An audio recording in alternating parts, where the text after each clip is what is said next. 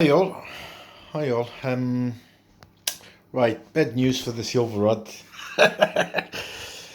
She was a beauty from the 80s, as you've seen in the previous videos. Last storm, the winds reached 40 mile an hour, and the bottom section where it goes into the bracket, the mounting bracket, the last section broke.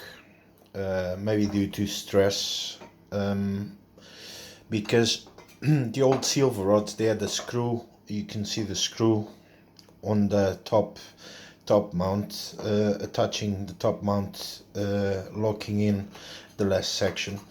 So she's from the 80s. A lot of wind battered this antenna, and probably the stress, you can see it clearly broke where the screw goes. So this should be like this, and it clearly snapped where the screw goes. This is an attempt to repair it.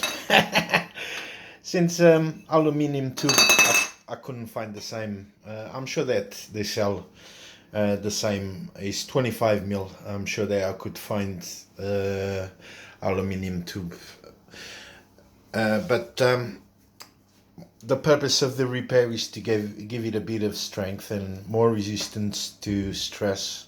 So I'm going to replace the last section, which it handles a lot of stress, because it bends against the bracket, so an obstacle. It doesn't become flexible. Aluminium is very bendable, so and it doesn't bend back. With stress, ends up breaking it. So we're gonna replace it. The bottom section, the last section, or the last bottom section, with this stainless steel pipe, which is very close. Well, there's only a few millimeters difference.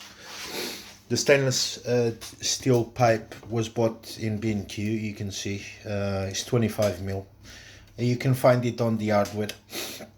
They used to do legs for tables and so on. It's the same thickness as the last section. So since it's stainless steel, it's more hard. How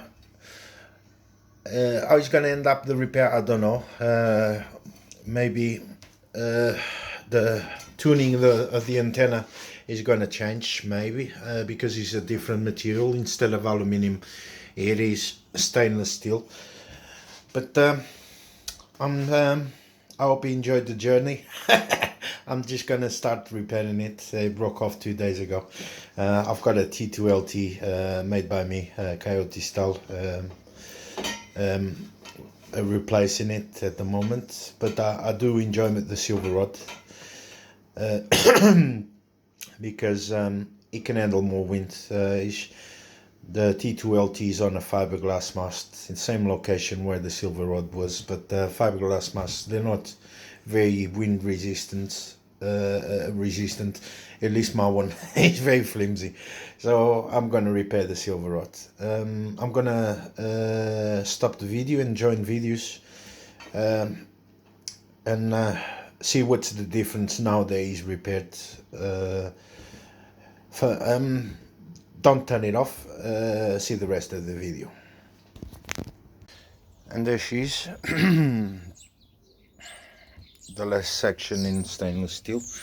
I only needed to open the grooves for the Jubilee clip, drill a tiny hole for the screw in the bottom mount, drill another hole for the top mount, and she's repaired. She's gonna go up, and let's check the SWR if it changed. Well, it's got a different material, so different electric characteristics. Let's see the resonance. And she's up again in the air. repaired. Let's check the SWR.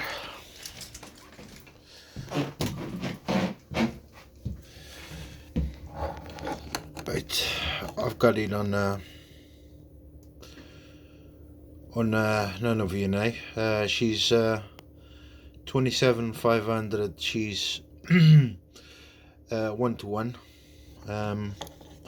Let's go, and she's close to 50 ohms. Let's go to 27. She's 1.16, so close to 1-to-1 on 27 megahertz. Let's go to 28.